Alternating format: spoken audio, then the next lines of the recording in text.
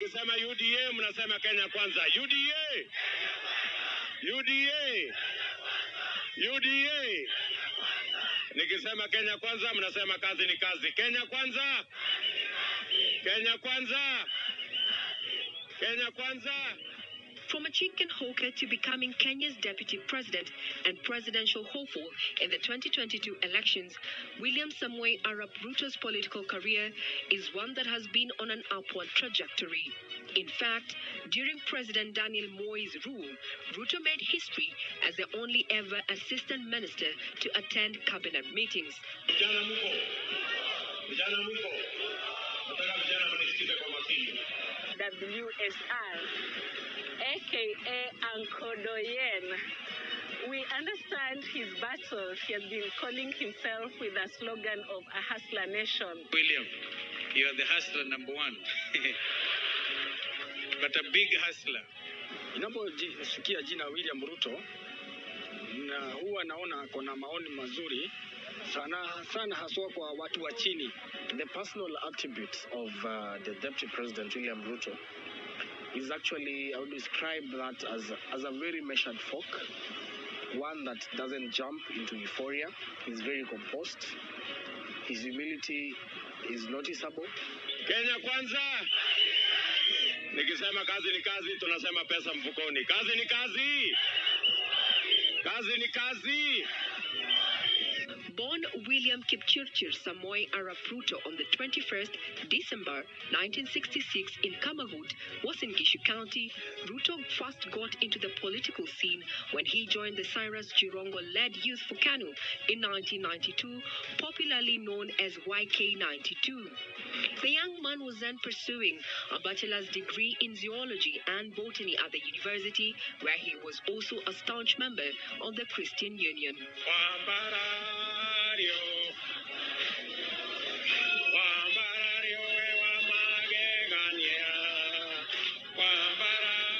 Drawing back from where he started in the university, he was a student leader.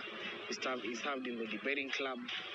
So the YK92 offered him a political footing to prove himself and to start on the political leadership of this country. It catapulted him to where he is right now, and that is actually an inspiration to the many young people in this country. In 1997, Ruto vied for the Eldoret North parliamentary seat and won. After KANU won the election, President Moi appointed Ruto assistant minister in the office of the president in 1998. Ahead of the 2002 general election, Ruto briefly served as a minister for home affairs. He made history as the only ever assistant minister to ever attend cabinet meetings.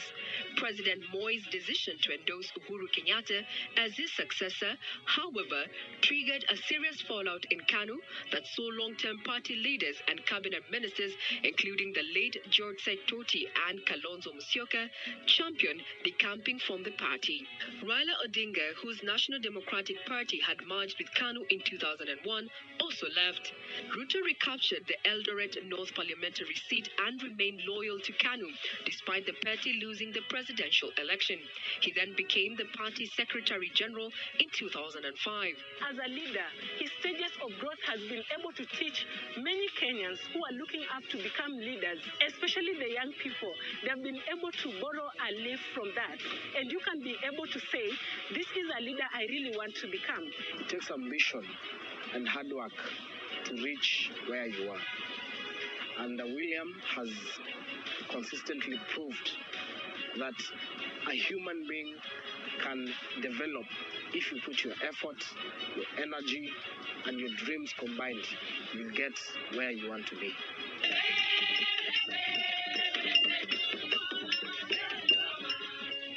During the 2005 constitutional referendum, Ruto spearheaded the anti-change team with orange as a symbol, alongside Raila Odinga, who had fallen out with President Kibaki over failure to honor a pre-election memorandum of understanding where Raila Odinga would have become prime minister. Hawa ni wa Kenya. kila mmoja wao aruhusiwe aende afanye kampeni mahali anapotaka. Wale wa no wafanye kampeni ya no, wale wa yes wafanye kampeni ya yes. Ama sivyo wakae kando, sisi tumejana na hili. The orange team won against Kibaki's Badana side. The win gave birth to the Raila Odinga-led Orange Democratic Movement. In 2006, Ruto announced his ambition to vie for the presidency in the elections scheduled for the following year, but Kanu quickly dismissed his plans. He decanted to ODM and participated in the party's presidential nominations, becoming third after Musalia Mudavadi and the eventual winner, Raila Odinga. He campaigned for Raila Odinga in the 2007 polls. Ruto was re-elected for the third time to represent Eldoret North constituency. The political actions in 2007, 2008 actually proved who Mr. Ruto is. I would describe him as a political kingmaker. He stood with the then Prime Minister, Raila Odinga, in the highly contested 2007 general elections, of which he was there to push. He was the faction that really pushed Mr. Odinga.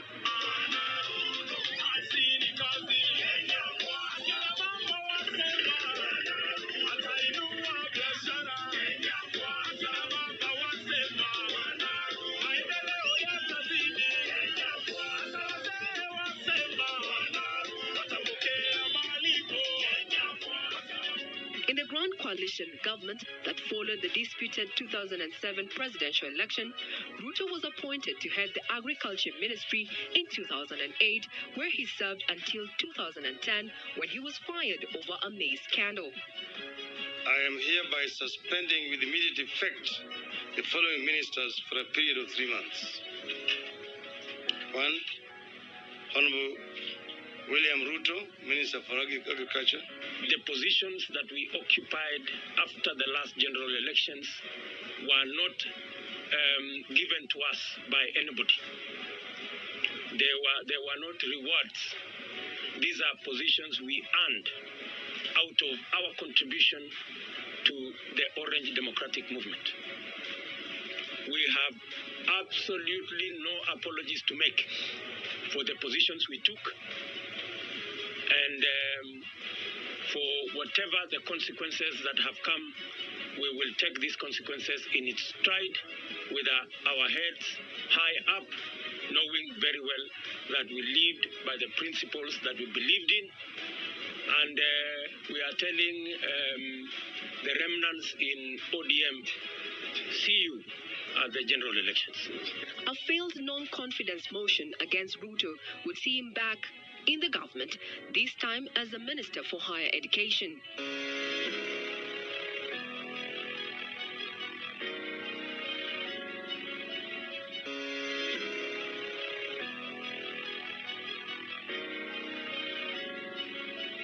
Despite Ruto and Uhuru Kenyatta being cited by the International Criminal Court (ICC) for crimes against humanity in the chaos that emanated from the 2007 general election, the duo would merge their parties, Ruto's United Republican Party and Uhuru's the National Alliance Party, to form the Jubilee Coalition. Under the coalition, they would successfully vie for the presidency in the 2013 general election, with Uhuru Kenyatta becoming the president, while William Ruto became the country's deputy president. This party welcomes every Kenyan, whatever part of the republic they call home. And yes, our accord as a party will grow to embrace the whole country, and standing as one, we shall build our nation. And with you, we are sure that Kenya is in good, safe hands.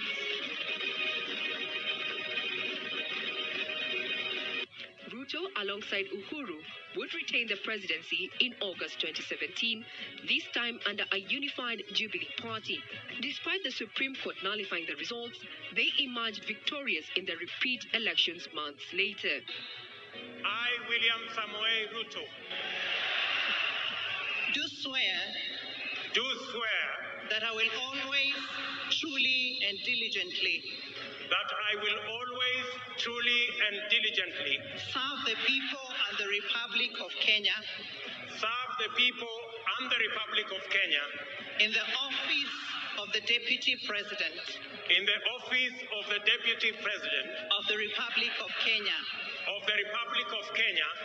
The political marriage between them was so strong that they would on many occasions address public functions dressed in matching suits, shirts and ties. However, their bromance would soon end after the 2017 general election. Our leader here continued to stand strong. He continued to portray the humility to the president. And he was even able during the prayer breakfast to be able to say, I am sorry. In any case, I did not do 1, 2, 3 that you expected, or in any case that I acted irresponsibly. I am sorry for this one. And that is the leader we really want.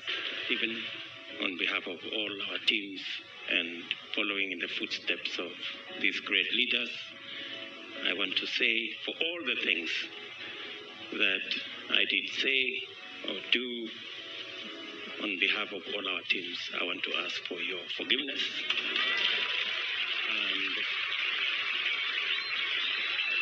And on my behalf and all those behind us, I tender my apology.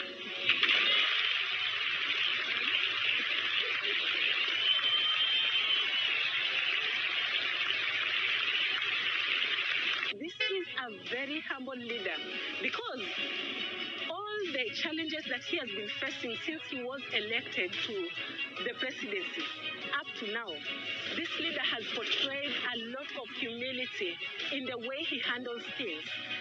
Beyond our political divide, beyond the races and communities we come from, it is our desire that God puts us together, welds us together, brings us together, so that we can work together for the glory of God and for the success of our country, so that we can have one united, prosperous nation. On 9th March 2018, Uhuru and Raila struck a deal and appeared outside the Harambee House, where they announced they had made a peace deal through what they called the handshake. The deal heralded what would become a toxic relationship between Uhuru and Ruto, with the deputy president helping found a rival outfit, the United Democratic Party, to be his vehicle as he seeks the presidency in the August 9th general election. Salamu si mbaya kusalimiana handshake. Hata sisi tulifurahia na hiyo handshake. Na si mbaya, hatuwezi sema ni mbaya sababu ilikuwa all about peace in our country. But pia tunaona kuanzia hiyo wakati wa 2018 handshake ni kama yeye mwenyewe alirushwa nje. Na tunaona bado hajakufa moyo. Achana na kuwa deputy president sababu labda ya makasiriko yenye anaweza kuwa nayo. Tunaona anaendelea na amefanya bado akiwa bado anasumbuliwa. For those who have a problem, I want to ask them for forgiveness. And I want to tell them, I am a man on a mission. I have no space to retreat. And I don't have the luxury to surrender. Although many would have run away from the position of deputy presidency, he stood firm and he stayed put to achieve the political reasons on why he decided to run for that office with Mr. Kenyatta.